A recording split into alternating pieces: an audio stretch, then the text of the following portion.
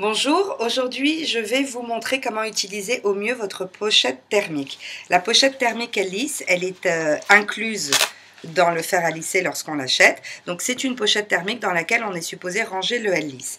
Mais moi personnellement je m'en sers aussi quand je me lisse les cheveux, quand j'utilise mon fer à lisser, parce que vous voyez là où je travaille c'est une table en bois, parce que c'est l'endroit où il y a le meilleur miroir en face de moi. Donc voilà, donc la table est en bois, si on pose un fer à lisser chaud, qu'on oublie un petit peu, etc., qu'on le pose mal, on peut se retrouver avec une surface en dessous qui va chauffer et pourquoi pas brûler.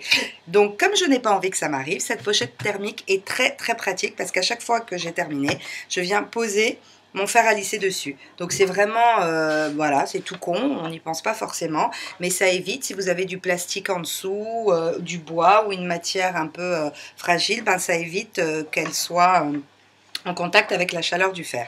Donc je pose comme ça, c'est isolé et il n'y a aucun dégât chez moi. Ensuite, quand j'ai terminé, ben, d'abord j'éteins mon fer à lisser et ensuite je le ferme.